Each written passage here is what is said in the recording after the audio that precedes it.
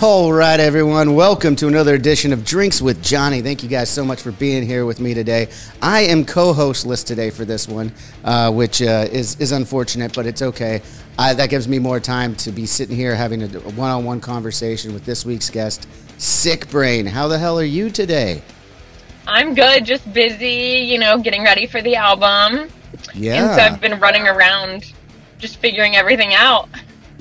Well, this is exciting. Let's go. We'll start right off with that, just the release of this new record. Now, by the time everyone hears this or watches this on YouTube, the album's going to be out. It comes out December 1st. We're recording on, was it November 28th? If I don't know, who knows? Yeah. But we're recording it early, and we'll have it out. But I've gotten to live with this album for like a little over a week now. Pretty excited to break it down with you a little bit here. But this is your first full-length record. How excited is this for you? It's super exciting for me. I personally love it. And so that's great because I feel like sometimes I get in a place where I've made a song months ago or like a year ago or so, and I'm over it by the time it's coming out. But every time that I go back and listen to this album, I'm just really excited for everyone else to hear it and hopefully appreciate it as much as I do and as much as I appreciated and enjoyed the process of making it. Yeah. I mean, you could tell there's and I got to say, before we hit record here, I mentioned that Maggie Linderman, your one of your best friends, or if not your best friend, was on the show a little over a year ago, I want to say, somewhere around there. Yeah. And that's where I first heard your name, actually, when I was doing research on Maggie and saw that you guys had done that Gaslight song together. This was kind of a little after that. So, yeah, I just wanted to, I started to do a little bit of research on you then and started following you a little bit then. And then, about a week and a half ago, some of your agents reached out and said, you got a new album coming out. I was like, oh, this is awesome. Yeah, I'd love to have her on the show to talk about that. So really, really excited about it because I do love, as I said to Maggie and some other people, I love that this, I don't know what you would call it, but new alternative, whatever style of music that artists like yourself, Willow, Maggie, Poppy, King Sullivan, both those ones we're actually going to be going on tour with in March. We just announced that today. Amazing. Kim Dracula. There's so many of this alternative music that I've been listening to a little bit more lately, just because you guys are showing up. This new artistry is showing up, and it's so cool because it blends all these genres. It doesn't have a name yet. I mean, someone's going to come up with a name with it, but you guys are so on top of it right now. I don't know that there doesn't need to be a name. It's just great music, and it's inspiring for me as a musician who's been doing it for over 20 years now. You've heard a lot of people go down the conveyor belt with music and continue to copy each other because that's what's succeeding. But with artists like yourself and some of the others I just mentioned with this new alternative sound, and maybe it's the addition of coming up through social media, but it's just so much more fearless, and the style of music, and specifically on this album where you guys are creating new music, and it's really coming from an emotional place, and it's so inspiring as a musician that's been around for a little bit. Maybe not as long as some others, but I've been around for a minute, and it's just really inspiring to see. Thank you. I wanted to ask you though, in that, if you felt there was a correlation with having started out your popularity on social media kind of first before you started creating the music that you would eventually put out. If you feel that there's a correlation between just the freedom with expression. Yeah. I think that's a part of it, but I mean just in general, because when guys like myself or other artists were coming up, in the early 2000s, there was kind of you could be very formulaic at certain times throughout history with music. Right. And there's no formula and it feels like this is if anything, it's a brand new formula. I like that alternative is being brought up with this genre of music as a name, because in the mid 90s when I was a kid, that's alternative was grunge and indie rock and all this all mixed together, which is kind of how this feels. You got the industrial, you've got a little bit of metal, you got a little bit of hard rock, you got a little bit of pop punk, you You got, I mean, there's a song on your 14 Needles where it came on while I was listening to it, and I was like, that's like a Kesha riff. That's like a Kesha part. Like and it's coming on this whole rest of this record, which is just exciting to me that there's so much going on there. And to call it alternative now does make sense, because that's the last time I felt like hard rock or just rock music in general had like just a kick in the ass from like a few people doing it at the same time. And I'm wondering if that has anything to do with your guys' generation coming up with social media being part of it, or if you could speak to that at all. You know, I'm not really sure if social media subconsciously is like playing a role in how my music sounds. I personally just love to experiment and love to make things that don't sound like many other things. And of course, like, subconsciously, like I said, by like default, I could be sounding something like Kesha or whatever other artist that I've listened to throughout my life. But yeah, I'm not really sure. I definitely try my hardest to not be influenced by the media, or whenever I am influenced by artists, it's just in a way where I just love really like the vibe. Like I never really want to piggyback off of anyone's sound, because I think what makes an artist so special is individuality. And so I try and hold myself to that, and to be individual and do my own thing, because there's just so much music out there right now, and there's so much stuff that just sounds so similar, which I think can be really cool, but also it can get a little boring sometimes. So I'm like, I want to bring something fresh to the table. Yeah. Well, I definitely there's really no rules with music. No, and there never was. I don't know why like it felt like it for so long, but it did. I mean, it just especially at least I could say in the rock world where my absolutely, it just kind of everyone just kind of got complacent. The whole point of rock was like always the one that kept pushing it further and further. Then all of a sudden it almost felt like corporate rock over the last decade plus. It's just kind of weird. Yeah, I agree for sure. So it is a breath of fresh air, as I said, to be able to hear music like you've put out here. I have never read this word before. Maybe it's a word that I know that I've never read before. Can you pronounce the album title again? My Masochistic Mind. Masochistic. That's what it is? I know a masochism is, obviously, this is going to be funny, but I've never read that word before. I don't know what that says about me. That's so funny. Yeah, so it's Masochistic Mind. That's what I thought, but like I said, I was reading it completely wrong. That shows how good of my reading level is as well. But yeah, okay. So great record. Right off the bat, I got to go back to the track titles. I'm really bad at track titles, just so you know.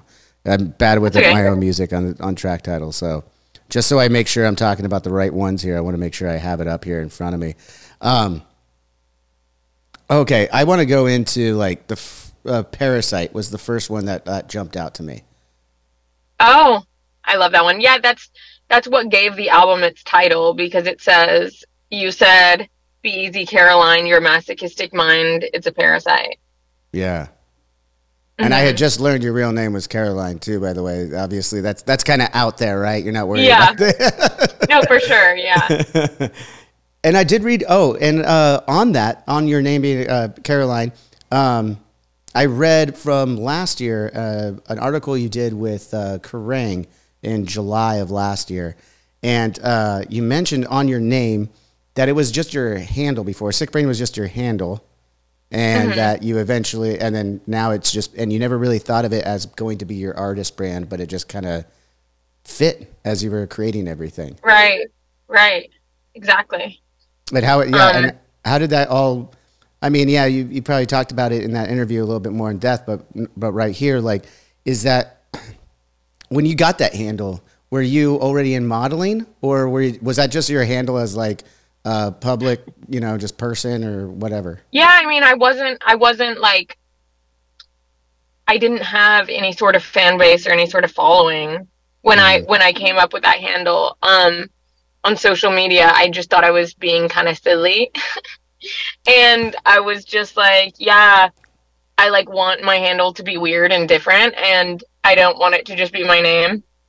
And then I just left it Siiickbrain for so long that whenever I started doing music, I was like, I don't know, because if I want to go by my real name as my artist name, but it just felt like it didn't fit because I feel like my real name, Caroline Smith, is just a little bit basic. So I was like, that doesn't really fit my music vibe. So let's just do Siiickbrain. And I had a lot of, artist friends who also were like, yeah, you should for sure just go by Siiickbrain. So I was like, okay, easy. I'll just do that. Yeah, no, it works. It totally works. I didn't realize that until I read that article, as I mentioned, from Kerrang. So I didn't realize where it had come from. I just I saw the handle. I was like, oh, that's cool. Like, and some people are a little bit more hold on to their their branding a little bit more and don't let their real names out there too. But it's cool, and it's cool that you put it in the song though too. I did pick up on that. I was like, oh, like. You can tell throughout this album, actually, your music is very personal, and your lyrics are. You mentioned in the same article that, at least at that time last year, you write all of your own music and all of your own lyrics.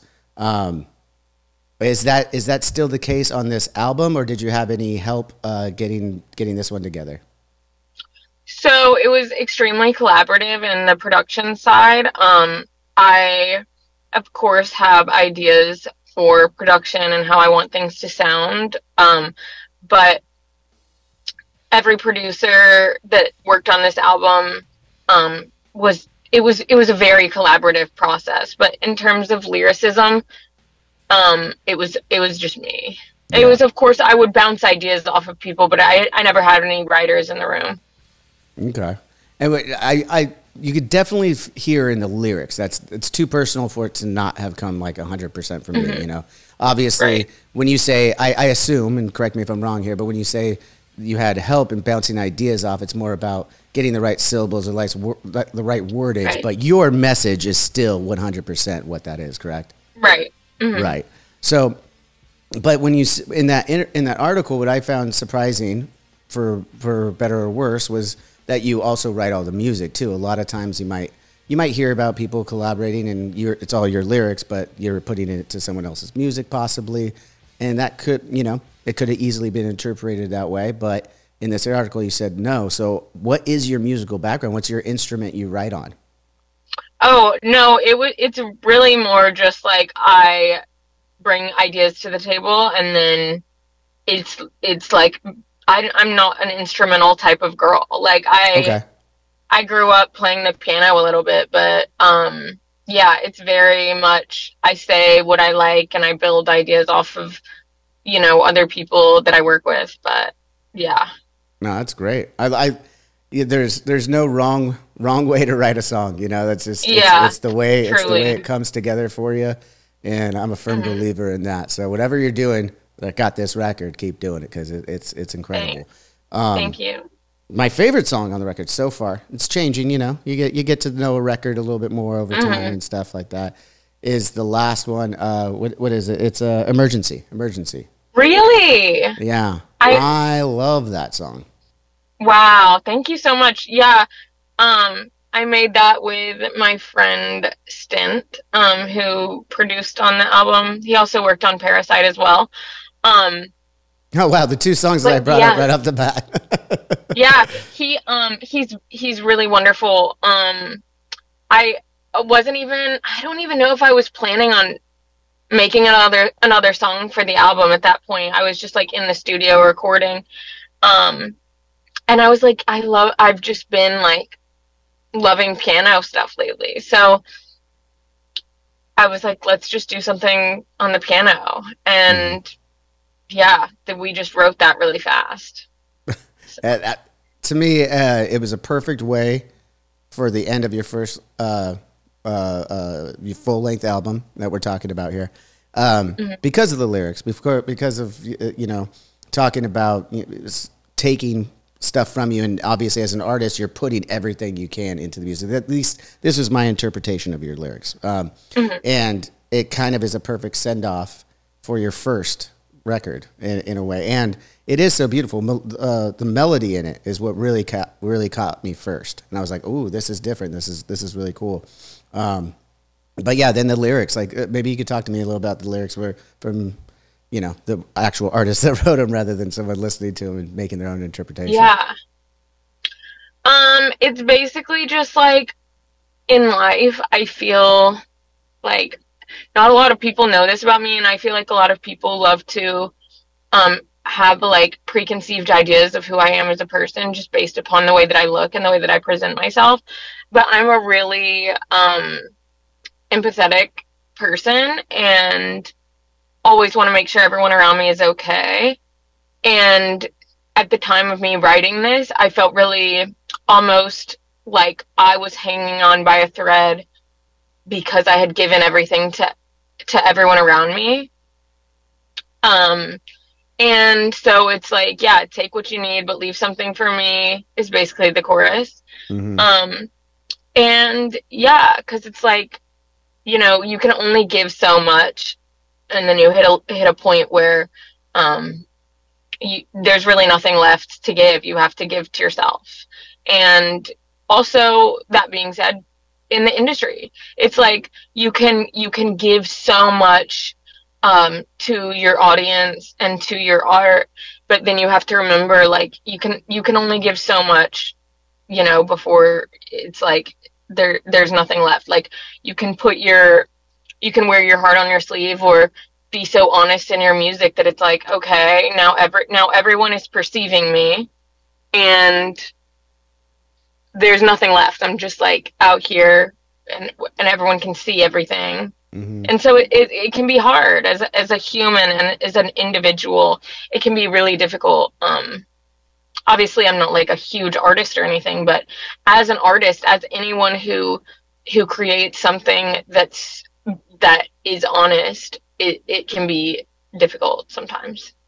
Absolutely. I mean, any artist who's, you know, not just in music, in any art form period, who's putting themselves out there, is putting themselves out into the public view to be literally criticized. That's literally what it's out there to be criticized, and you're putting it all out there as an artist, which goes back to the beginning of this conversation. I think it's so, I'm inspired and just so stoked that there's a new generation that is putting it out there and just laying it all out, which you can obviously hear in your music, which is so cool to me. Thank you. Yeah. I did have a question though, like going back and forth between the music. You have mentioned in the past too that you had a musical family that you were growing up with in North Carolina, mm-hmm. but no one pursued it professionally. Is that what I was to understand in that? Right. Mm-hmm. So what do you mean by musical family? Did they play instruments and write songs, or were they just big fans listening to stuff? Yeah, no, everyone is very talented. My dad, growing up, he always played guitar, and my mom played piano and then became a cellist, actually. And she's really, really amazing at it. My brother is really smart, can play anything on the piano that he hears one time. Nice. It's insane. And can write his own music that sounds just completely beautiful on the piano and guitar as well. And my sister has also been amazing and has amazing taste and is great with words. And I was really blessed to like grow up around all of that. But yeah, no one pursued it as a career. You mentioned, so there's a brother and a sister. So are you middle, oldest, youngest? I'm the youngest. You're the youngest. Awesome. Me as well. Mm-hmm. I'm the youngest of three as well. It's fun. It's fun that way. It's really fun. Yeah. Yeah. You get to watch your brother and sister's mistakes before and try not to make the same ones. They didn't really have any, so I didn't even know. Actually, that's annoying then. Then that's annoying. If they didn't have any, that's annoying. Yeah. I had the bar was set high. So I was just like, you know what? Fuck it. I'm deleting the bar. So. And when you say that they were all playing music, you know, writing songs and everything, what styles? I imagine maybe did you have some eclecticness from your house? Oh, for sure. They all play different things. My mom was very classical, and my brother was very like rock influenced and rock based. He listened to a lot of like Yellow Card and stuff. And my sister listened to like Radiohead and the Shins and things like that. And yeah. And so I got for sure influenced by all of the things that I was surrounded by growing up. Yeah, absolutely. And in that, it's always fun for me because being the youngest, I was influenced as well by a lot of music in the house. Picking different genres and getting that eclecticness. That's why I asked the question. But then it begs the question: what was your first like album you purchased? I know, like, I don't know if it was a CD or just an iTunes buy or anything like that. First CD, you know what? This is kind of silly. I mean, I guess it's not that silly. I think it was Matchbox 20. Solid. I think it was Matchbox 20. Yeah. Crazy. Yeah, man. That's a good one. That's a good one. Or like Backstreet Boys or something. Oh, even or better. NSYNC.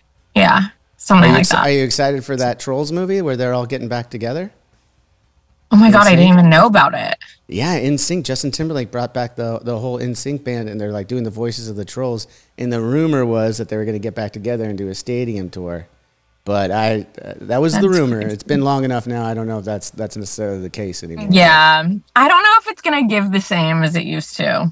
So, I agree with you. I'm a huge Justin Timberlake fan. NSYNC I like as well, but I'm a big JT guy. Yeah, and I've seen him in concert several times. It's awesome, and I think, and then I thought it was going to be a brilliant like promotion to have them come together on a cartoon where people my age now have kids that used to grow up on NSYNC and Backstreet Boys and things of that nature. And it just reminds them like, oh, that would be great to go back and see that. And then if they announce it after that movie has run its course a little bit, Yeah. Just seems like a good promotion. I don't know. Good marketing. Yeah. No, for sure. I think so. Yeah. I actually love Trolls. So. Dude, those movies are rad. I'm definitely going to watch it. Yeah, I haven't gone to the theater yet. We're supposed to go. My son keeps like being wishy-washy about going to the movie theaters. He's only 6, but once he gets there, he's gonna love it. So every time he does, but for sure. Anyways, I digress on that. But no, that's fun to hear the early influences of music too. Yeah, and then I know you didn't start releasing music until 2020. Well, I didn't start making music till 2020. That's when you started making. That was going to be my question there. That's interesting. Yeah. Crazy. And I know that the influence started when your best friend passed away, right? Yeah. And how long? You've talked about that a few times on some articles and stuff that I've read. So I don't want to beat the dead horse there, but this best friend was a male, right? That passed away. How long had you known him before? What was the relationship like? Well, what was the relationship like? Well, he was such an amazing person. It was just, we met, I think it was 2014. Okay. And yeah, he was my best friend. Definitely the person that I thought I was going to end up with, and he felt the same. So whenever he passed away, it was like a weird moment where I had to rewire my thoughts on the future, I guess. Which was pretty difficult because even though, our relationship was complicated and we were really like best friends, like no matter what happened in our lives, it was like nothing really mattered because we always knew that we had each other in the end. And we were so secure in that. So yeah, I mean, when he passed away, it was really interesting and sad because you never really expect that. Obviously he had his struggles. He passed away from an overdose, which was really difficult. His story is like insane, but yeah, I mean, when that happened, I definitely realized like life is so short, and there's just really no time to not be doing the things that you want to do, and to not be taking full advantage of the opportunities that you're given.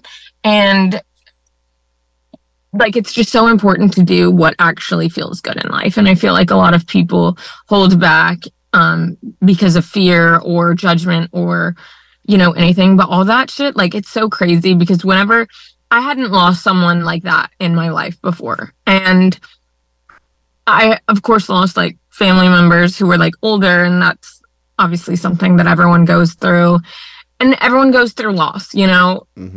But when that happens, it reminds you like how important life is to live, like for real live, you know, because I thought I was like living, but like I really wasn't, and I was holding back in so many aspects of life that I was just like, dude, I gotta do whatever I want. And I always wanted to do music. I was just too scared because I grew up with such bad anxiety and was always like going back to feeling like perceived by others. It's a scary thing, you know?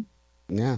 It's hard to put yourself out there for sure. I mean, that's the bottom line of it. And especially as we talked about, when you're doing it honestly and from a place that you just described too. I mean, you're right.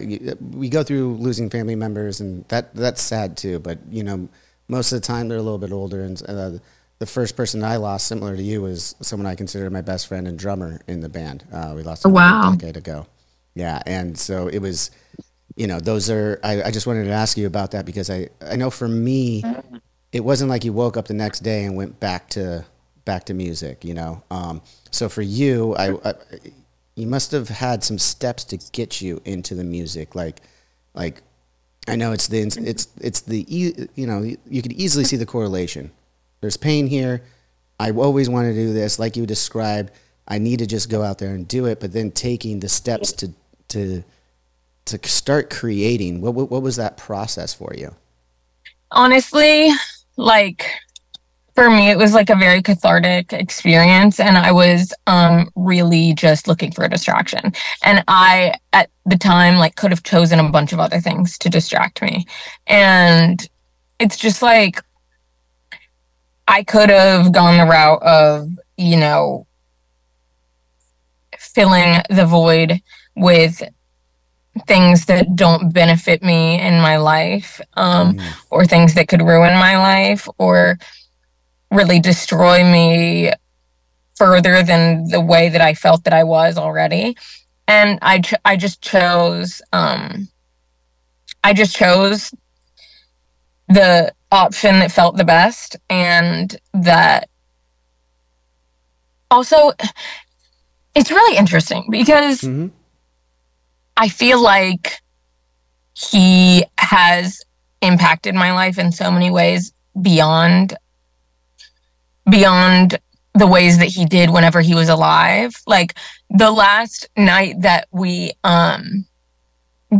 saw each other before he passed, I ran into someone who I hadn't seen in forever, who was literally that day before he passed was like, we should get into the studio sometime and just fuck around and see, like, let's just try and make a song. And then, like, he died, like, a couple days later. And it's like, that's weird, you know? Yeah. And then I've had, like, other things in life where it's, like, things that don't even make sense that, like, fall into my lap. And I'm like, this is, like, beyond normal just coincidence type shit. I mean, maybe it's just me trying to be positive and, like, hopeful that there's, like, some sort of connection that still exists. But I mean, I don't know. I just think that's just something really interesting to think about. Oh, it truly is. I've been through it myself, and it Mm-hmm. is tough. You hold on to a lot of, for a while, anyways. I guess I still do, but you hold on to a lot of those. What's the word I'm looking for? The good luck charms that you had with that best friend. You hold on to those and try and keep them alive. You know, there's other things that, like a tattoo that they have that you keep seeing other places that you never noticed before, something Right. along the lines of that. You know, there's a lot of things. I believe it's just for me that my best friend will always be with me. That's the thing. We were so close for such a time, however long that was, that his DNA will always be a part of my DNA. You know what I mean? For sure. It's like it's built in, like that closeness. We will, and you want to keep honoring that, so you kind of hold on to it a little bit tighter, especially at the beginning. You know, and then the only thing that helps is time, as I'm sure you know. It's the only thing that helps that, and just it's really nice to hear you speak on it. To be honest, so maturely. I know that for me, I was 27 when, I was younger than that. I was 24 when he passed, and I know that I wasn't mentally or maturity wise ready for that, you know, and not that anyone ever is, not that you're ever ready for it, but it's right. Even just the way that you chose a path, like my path, I'll be completely honest, led me down a lot of heavy drinking for several years. Yeah. And then I had to get through therapy. I started therapy years later in 2013 to help get past that as well. So to hear that you use something more inspiring is actually, it's really beautiful to me. Thanks. Yeah, I felt like I didn't really have an option because, like, I'm not sure how your drummer passed, but I just felt like if I went down that path, it was just gonna be like a domino effect. Like, I feel like if I just started, you know, using drugs like he did and things like that, it was just gonna end bad for everyone. And then who's next after me? You know what I mean? No, like I said, it's really mature. Because I went the other way, and it wasn't good. Don't recommend it to anybody. But yeah, our drummer did pass of an overdose as well. So similar situations. Why I wanted to, you know, talk to you a little bit about it, because I know again, you're never ready for that when that happens, and it changes everything at your life at that moment. And then you know, as time goes by, you start to get older. You might get to my age and be looking back at it and going like, wow, like the real saddest part, and you don't have a perspective on it until you've lived a little bit more, maybe started a family, whatever the case may be, that person died so young, they didn't get to continue to enjoy this life with you. And that's to me, that's the most heartbreaking part. For sure. Absolutely. Like not being, like my drummer not being able to ever meet his nephews and nieces now that are all in the band and stuff. And it's sad. He never really got to live a life. And you know, the path that I chose almost led me down the same path, you know, and luckily I had a good core around me to do that. And luckily you had music and everything to help you through that. So it's empowering. Yeah. Thank you. Yeah. Wanted to make sure we brought him up, because I do know that for me, for a long time afterward, it did feel good to, you know, talk about the losses as often as you can. And, try to remember the good things. I mean, we just went down the sad path. What's some of the things that like just make you laugh still when you think of them? I don't know. I mean, sometimes I don't know. It's hard because as much as things make me laugh, it makes me sad. You know what I mean? Right, it's like right. It's like, damn, like I'm never gonna feel that way again. You know what I mean? Like type shit. Like it's like you can to an extent, but it's never really gonna be the same. Right. Yeah. I just know that when we when we were all getting together after the passing, we were getting together with our family and friends and just sharing stories to get through. And yeah, you'd laugh and then you'd cry, then you'd laugh and then you'd cry. Right. And you know, I got to a point where the crying's definitely a lot less, but you still, and now I've gotten to a point where you can look at those times and like just see them for what they are and not miss them as much, you know. And I think that again just comes with time. And I know it's only been 3 years for you, so condolences again. Just Thank you. To say that, yeah. I know how hard that can be. So, and you know, it's with that inspiration or to get back in. I know you said it was 2 days before you were already kind of talking about it, but when it came to getting that process done and starting to create music, I think that that's something that you can hear in your lyrics and stuff, that you're still holding on to that pain and stuff, and this is your therapy in a lot of ways, right? Yeah, for sure. But obviously life goes on, and like there's a lot of other experiences that I speak about as well in my music. I feel like, you know, if someone were to sit there and dissect all the lyrics, it's like on this album, like I've released, of course, a lot of music that involves him, but like I said, like life goes on, and like the life experiences that I speak about on the album, not all of them are like pertaining to that situation. You know, I think that obviously, it's always going to be with me, you know, in my songwriting process and stuff. But yeah, I mean, there's a lot of things that have inspired my music beyond that, you know. Yeah.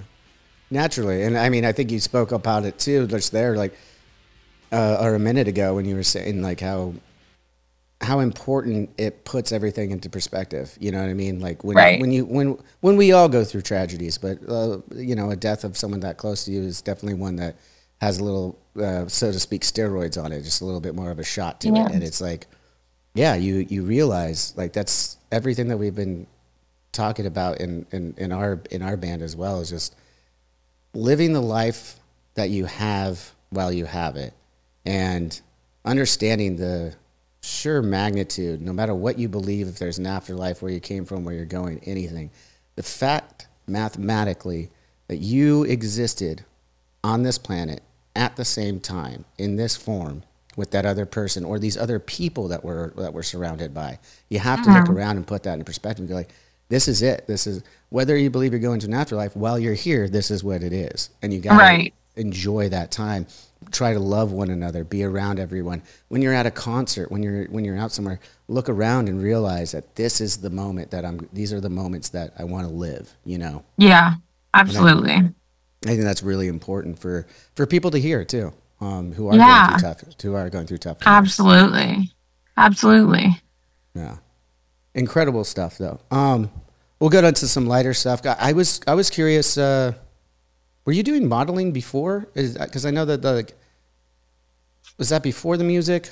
Yeah, okay. I was modeling before, and you know, it's been a really interesting transition, because obviously with modeling, it's like, I'm really, you know, grateful that I had that opportunity and that was my job, you know, and it was amazing, but transitioning into doing music professionally has really been interesting, because, you know, a lot of people that like seeing photos and stuff, it's like now that they know there's so much beyond that, some people don't stick around for it. And you know what? That's totally cool and fine. But it's definitely interesting, because now that I feel like, you know, I'm doing something with much more purpose and that makes me feel much more fulfilled. It doesn't necessarily, like, the transition is really difficult, you know? Yeah. No, the transition is tough. I could speak lightly about that one too, because when I have a following from being in Avenged Sevenfold and then starting a podcast, it's been a transition getting people to come over there too. I do find it, and I find it too, like, and I've had several guests who have, you know, these massive social media followings, much bigger than mine or even my band combined. and yet you'd still get them over to the show, and they're having trouble getting people to come listen to them talk to me in some asset. And I think it's kind of interesting to your point, because I think it's what I find from it is I think the way technology and entertainment has intertwined so much on our phones, that's like you want that medium right here. Like if I want to watch TV back in the day, I'd go watch television, live television. If I want to go to a movie, I went to a movie theater. Now it's like if I want to go to Instagram and look at pictures, that's where I go for that. If I want to go see someone dancing, I go to TikTok. If I want, but that you have your avenues now, right? Right. And I think that's part of it, like getting them to like leave that app to go to another one. You know what I mean? Mm-hmm. For sure. And that's just a tough thing. I mean, I don't know. I know it's not polite to ask a lady how old she is, so I won't go there. But obviously, I think there's a bit of, I'm a couple years older. We'll just say a couple years older. Just a couple years older. But I grew up with like, I was surprised to hear you say that you actually got a CD, to be honest, because that you're younger than that even. But when I was growing up, there were still rotary phones and stuff. Like So it's like, it's not, this is I've lived through this transition, and I still know what the fuck I'm doing. Yeah. No, for sure. Yeah. But There's even in the past few years have been insane transitions with like just different types of social media and stuff. Yeah. It's been really interesting. Well, everybody wants to come up with the new app that everyone's going to go use and everything. Mm-hmm. And there's so many of them. A few of them pop up, and it's still the Wild West in a lot of ways. But we'll see what happens with Web3. See if if all that stuff gets fixed. Insane. So we talked about one commonality. I was a little sad, but we have a fun commonality. I noticed that you did a song with Nadia Pussy Riot, Power, a couple years ago. She just did a revamp from our song "We Love You." We called it "We Love You More," and she did a feature on it. Amazing. Yeah, she's so wonderful.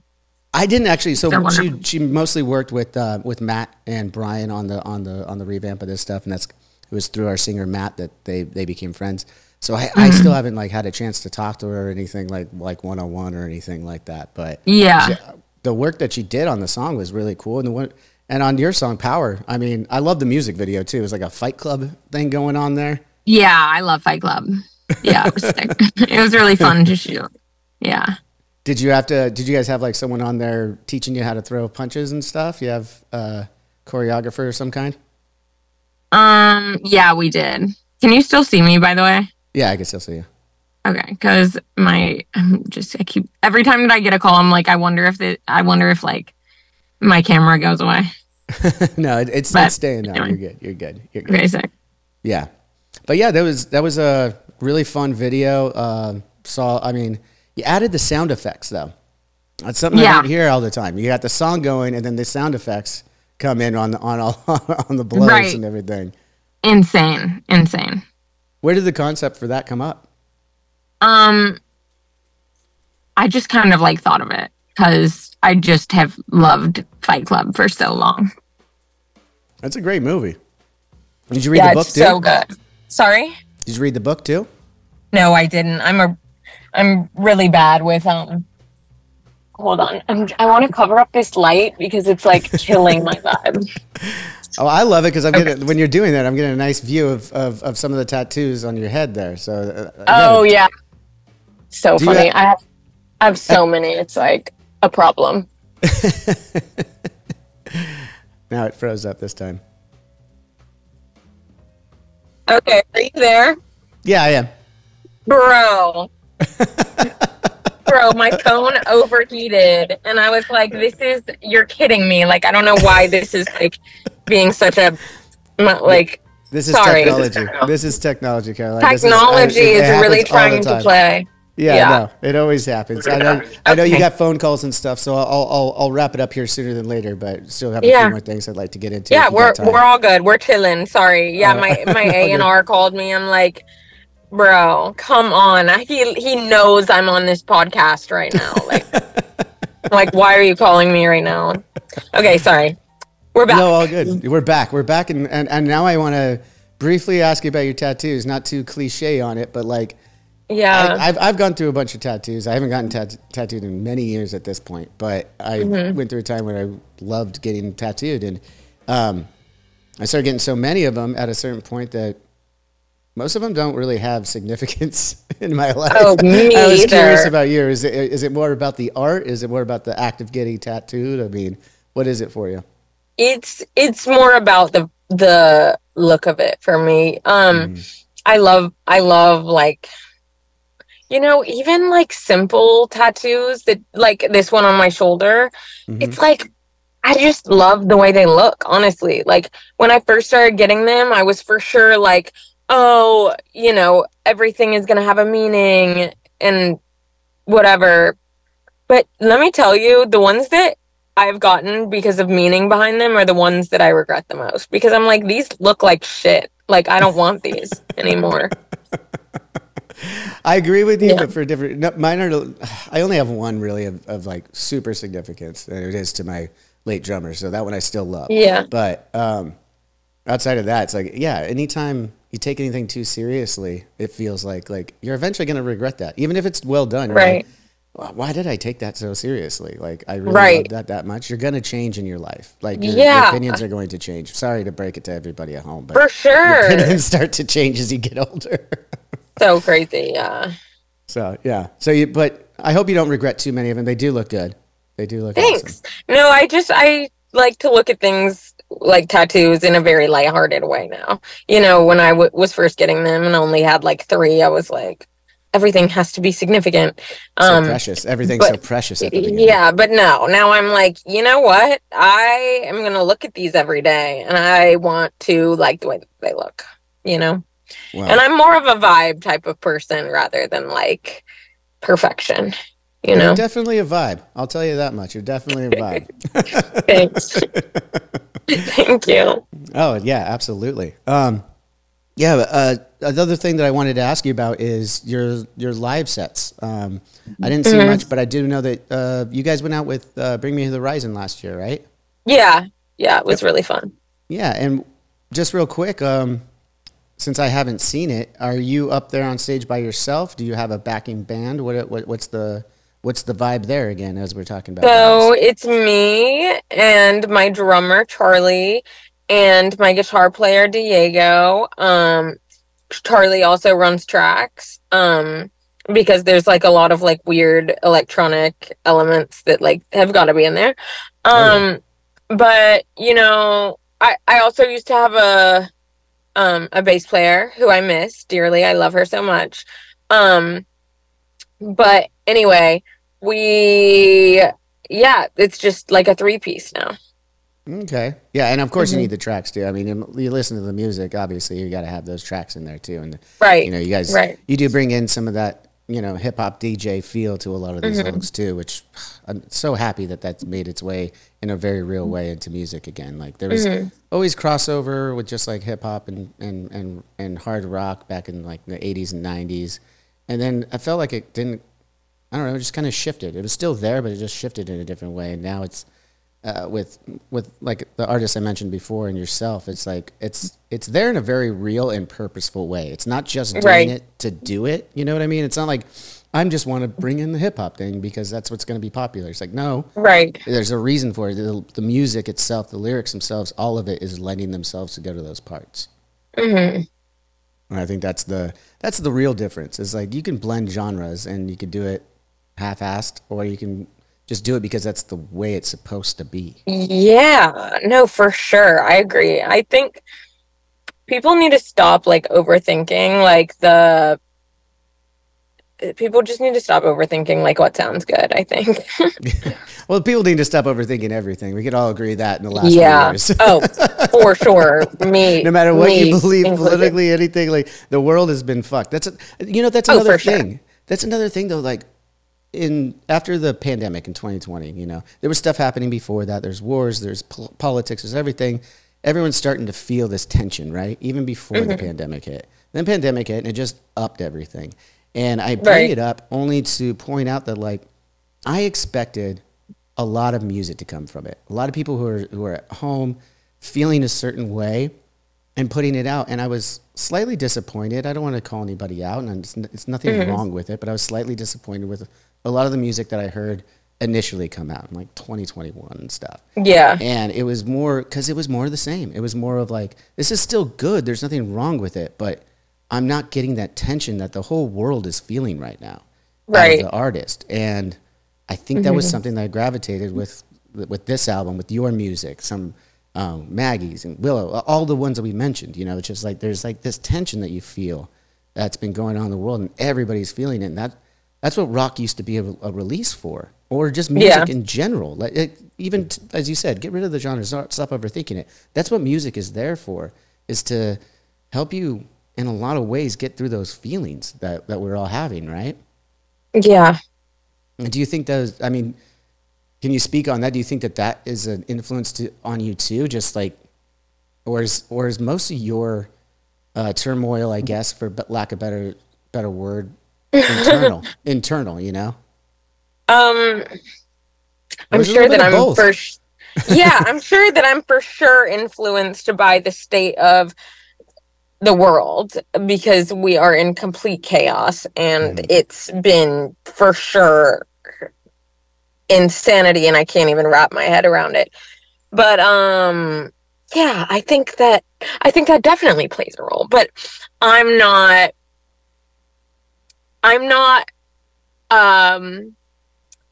don't know how else to say this, but I'm just not a super political artist.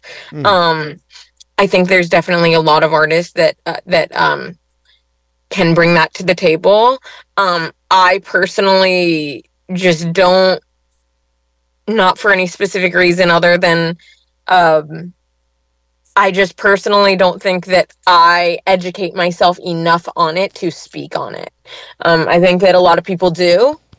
And I love that, and I stand for that, and I think that it's really dope for people to speak their mind and, you know, speak about their beliefs, and everyone can come together and agree,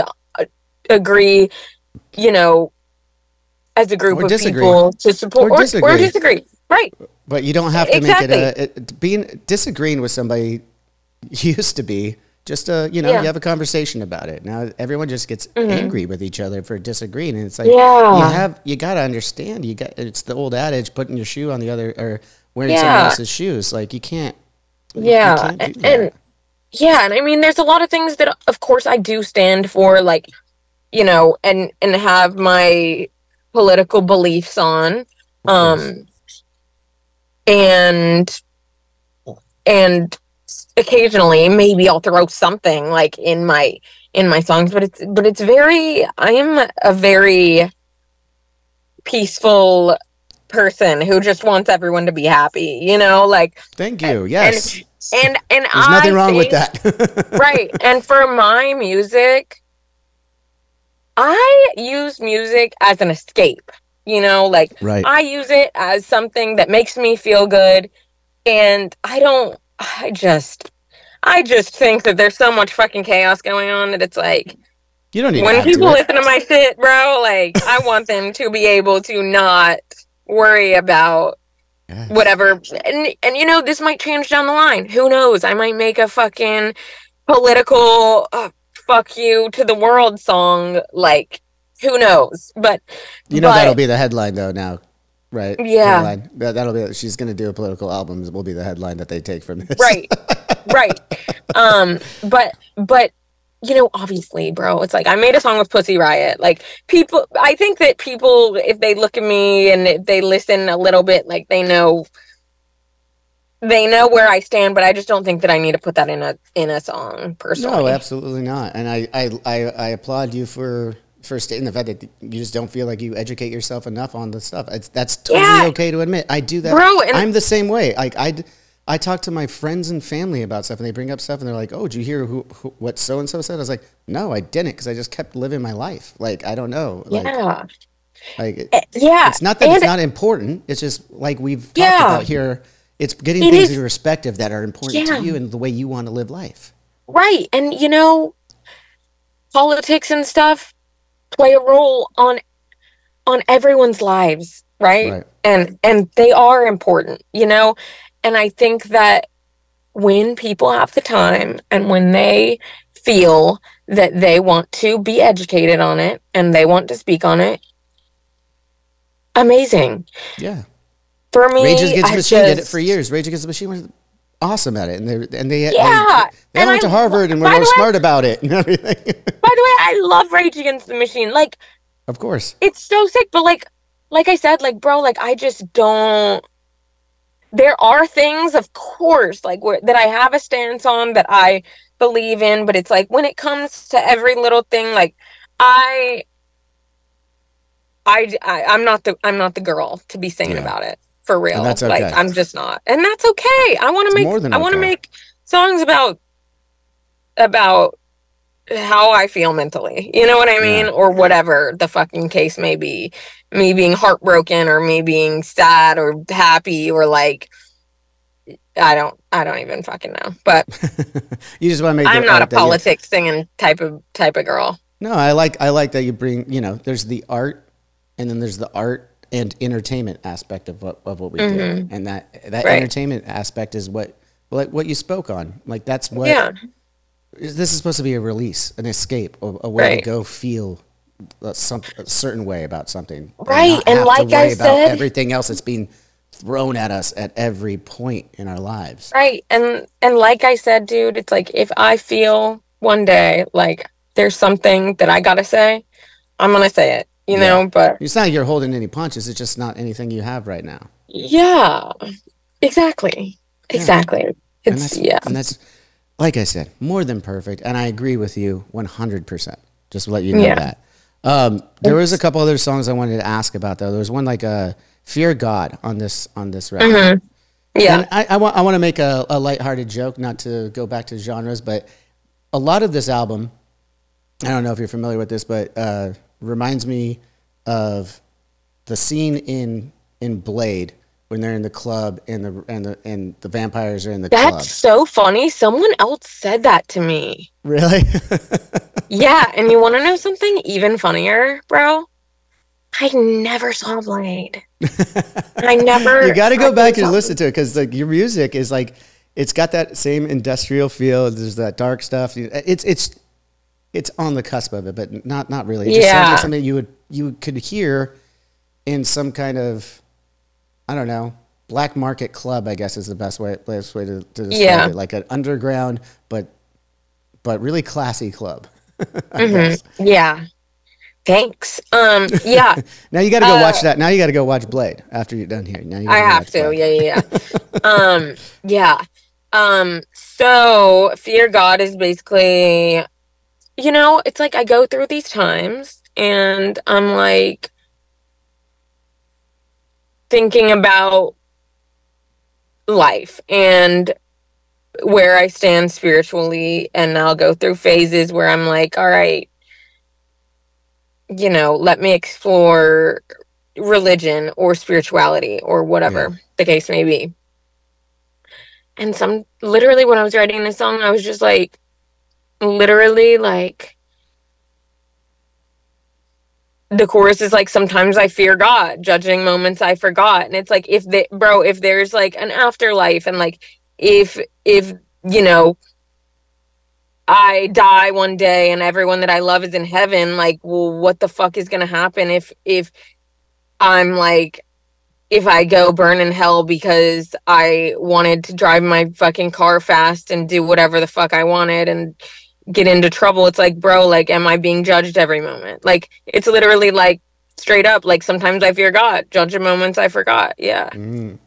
That's interesting. Yeah, I was curious because it did borderline with on what your beliefs may be is why I brought it up and brought up the question. Because for me, I'll just share first, so maybe you feel more comfortable to share where you're at on it. But I agree with you. Like, I personally don't think any of the religions on our planet have it right. I'm not smart enough to know that there's not a creator. I'm not a full atheist. I'm very agnostic. I think that there has to be some level of creationism. The more that we're learning about how everything is coded, and has certain coded elements in it in our entire universe that we're discovering.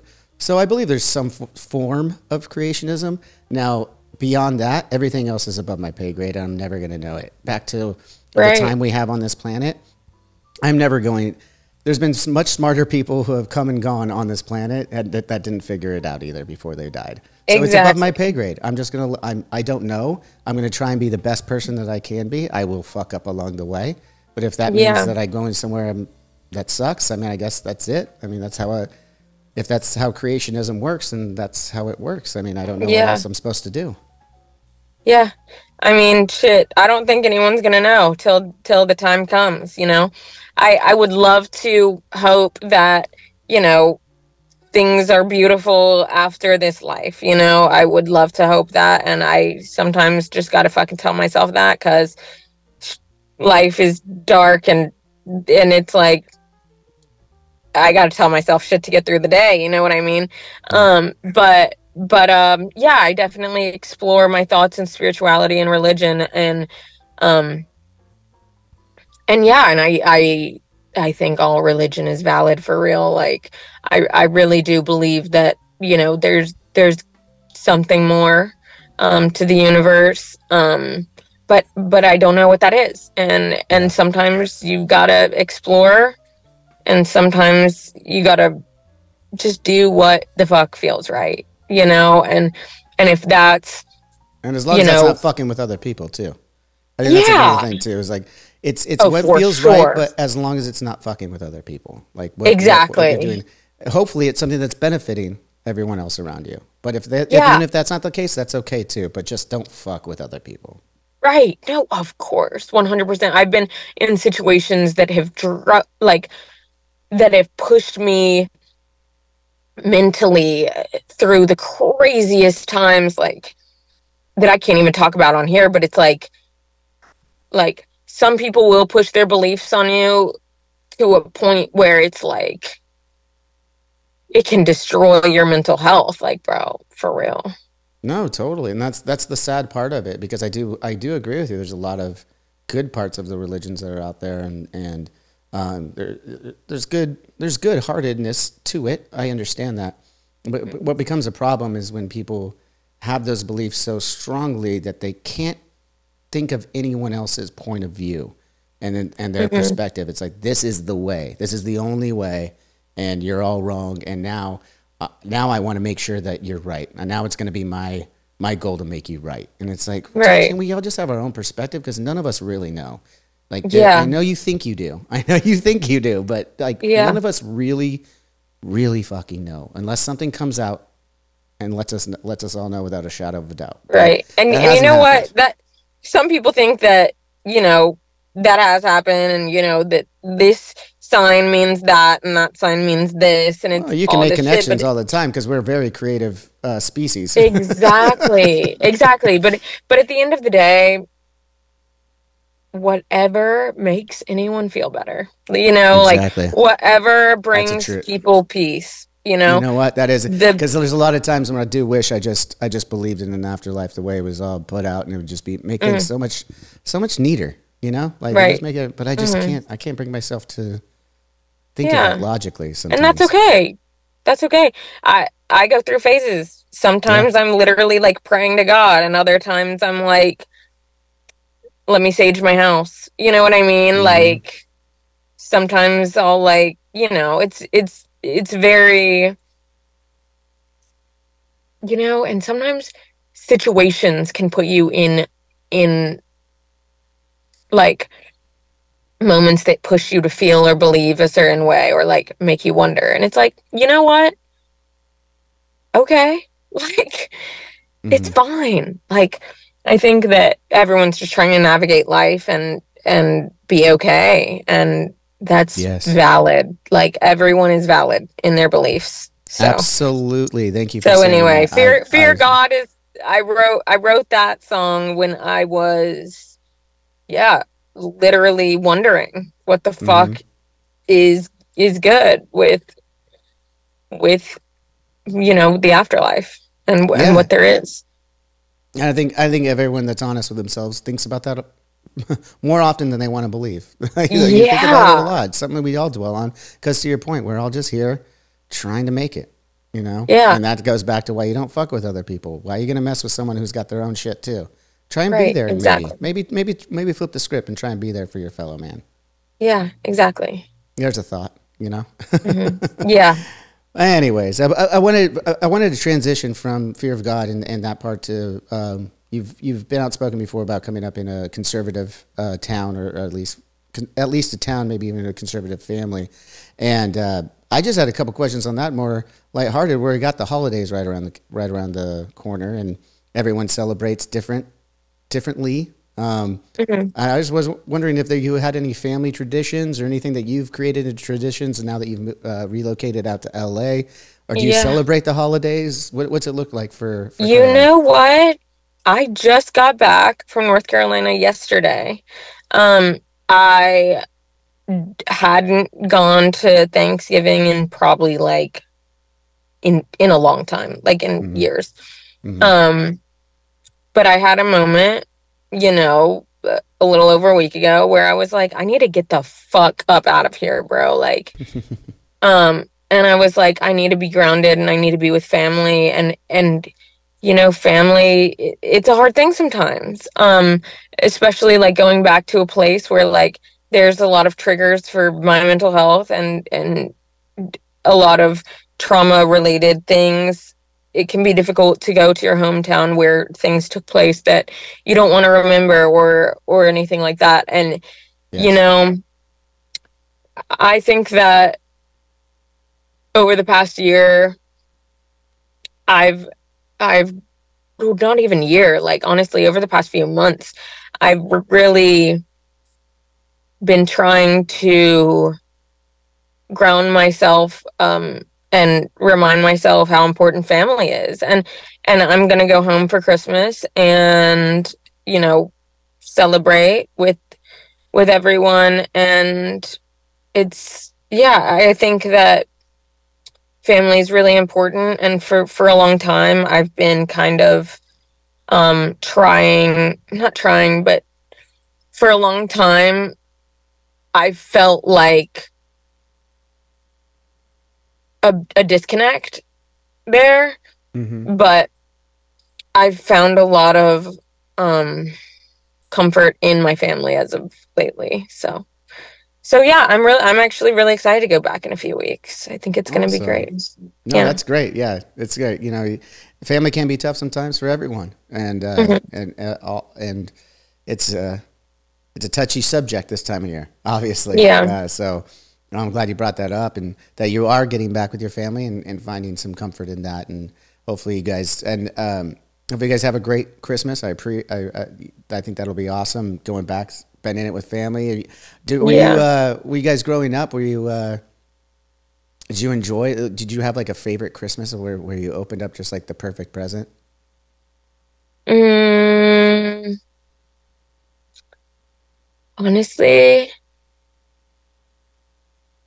Honestly, like I just have good memories of like, I don't think that there was ever like a perfect like gift, but I think that just the presence of everyone together, like I know that sounds so corny, but like as you get older and if you go through a period of a disconnect, like then when you're there and when you feel connected again, that's the best feeling that you can get, you know? Absolutely. And it is. That is what it is about. I mean to bring up the gifts of, you know, as an adult, but as a kid, you know. No, like, totally. Yeah. I don't think so. I don't think there was like anything. I think it was like I was psyched when I got a scooter or something one time. Yeah, that's a good memory. Yeah, but it was really, you know, it's like when you get older, you really value the good memories that you've had with your family, you know? Absolutely. That's it's all moments. All we have are moments here, and right. Try and make the best of them. And I will say, last time I want to ask about was the machine. I'm a machine. This is a great song. That one comes up right after, and I'm hearing. Were you a big Nine Inch Nails fan? Because there's a lot of. I love Nine Inch Nails. Yeah, okay, yeah. I wasn't sure, but I hear some influence in there, specifically with a song like that. Well, Can you tell me a little bit about that song, and we'll wrap up the conversation here and talk a little bit about what you got coming on for the rest of the year and into next year. Yeah, I'm a Machine is a song about honestly, I was just trying to vibe out in the studio this day, and yeah, I have this problem where I push people away. Whenever, you know, going back to the topic of the passing of my friend and person that I thought that I was going to spend my future with, I have this problem where, you know, that I've realized because I've recently been going to a lot of therapy. Yeah, the chorus goes, I'm electric, I am a machine. Something, I don't know why I'm blinking, but then it goes on to say, if I hurt you, it's just because I love you. Yes. And at the time I was writing that, I don't think I was really thinking that deeply into it, but as I go back and listen, and I'm like, okay, like that obviously is coming from somewhere, and I think that it's really fun to psychoanalyze yourself, and I love the sarcasm there. Yeah, it is fun. Yeah, it's super fun. But yeah, to be completely honest, it's literally like I have this fear, have had, that I am working to get through and over. And I think that I am hitting a point where I've grown as a person since I've written this song. Because I did write it about a year ago or so, or less than a year ago. And you know, I was with someone who I felt so deeply about, and I still do. And I was scared that I was replacing someone of such importance in my life who had passed. And there was this guilt that came with it. And yeah, I pushed this person away, and it's just honestly fear of love. And like, that's really just it, is fear of love, fear of having, you know, new life experiences beyond ones that I have already had. But yeah, I like, it's just guilt, you know, of replacing someone, you know. It's weird. It's weird, but it's not all that weird. It's not all that weird. I know exactly what you're talking about, and it's just something that comes with time, because unfortunately you get numb to that. Yeah, unfortunately. But you know, I guess I will continue to grow and learn never to do that again, because it's been a journey since then. Since the time that I wrote this song, and yeah, I definitely feel differently now, for sure. Well, that's the journey of life, but the journey of your music is just now starting with a brand new album being released. So awesome that thank you. I'm not blowing smoke. I do really love this record. Thank you really so much. Well done. And, I'm really glad that you like it. Yeah, I'm a big fan. And I hope to see some more live shows coming out from this. Do you have any tours coming up that you have planned now with the release of this one?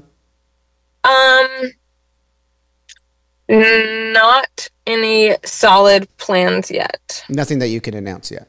Nothing that I can announce yet. So I speak that code too. So yeah. That's fair. But right. But we could look forward to something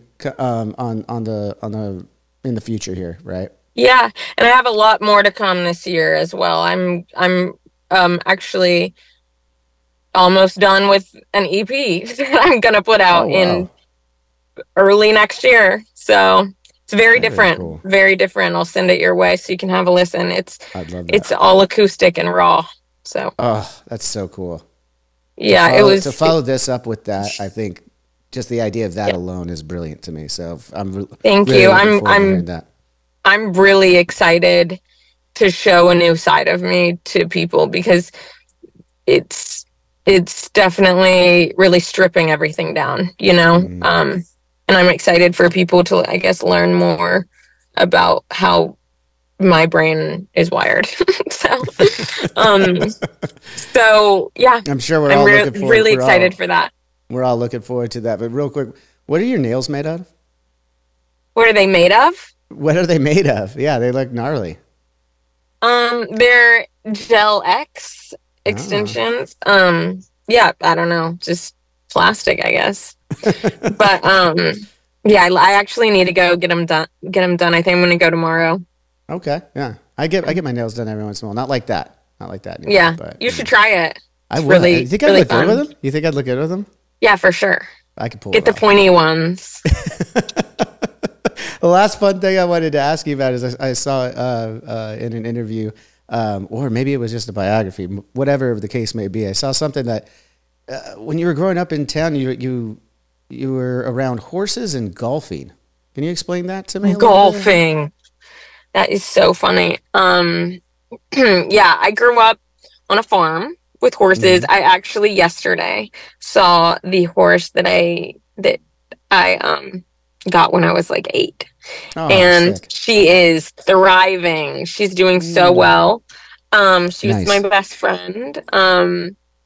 And yeah, so I did grow up on a horse farm. I did play golf briefly. I was really bad. Like you don't like it. You say like you don't like it. I don't really love it. I think I was just trying to make friends or something. I don't know. I also told myself for a very long time that I was good at it, and I was lying to myself. So. No one's good at golf. No one's good at golf. Unless you're one of the pros. Everybody else you can play. That's the beauty of golf, though. I just got into it about 5 years ago, and really, I love it because you know, it's a leisurely thing for me. I go out there, I walk the course. You know, I might have a drink, conversate with friends, smack the ball a couple times, move on. It's good exercise being out at a park. Basically, is the way I view it. For sure. You're gonna have to get back into golf for me, and I'm gonna take you out on the course. Okay, let's do it. Are you in LA? I'm in Orange County, so you're not far from you. Oh, let's go golfing. Yeah, absolutely. I'll and you can laugh at me because I'll miss like every time. I won't do much better. It'll be fine. We'll get around. We'll get around. It'll be good. I'm definitely down. Down. Awesome. All right. Well, I'll let you get back to everything on this release, and really excited to hear what's coming up more. Everyone go check out more from Siiickbrain. Easy enough to find anywhere on social media. Is there any other places outside of social media that the fans can find you at? Spotify, Apple Music. But that's it. I mean, I'm on like every platform, but yeah, and doing it well, looking good while doing it. All the pictures are welcomed. I do love it. You look great in all of them. So I like having that next to the music and the little visual with the music, if you will. It's fantastic. But thank you so much. I'll let you go. Maybe we could after I hit stop here, maybe we'll exchange numbers and then we could go golfing sometime. Yeah, hell yeah, let's do it. All right, everyone. Thanks so much for being here, and as always, till next time. Cheers. Thank you.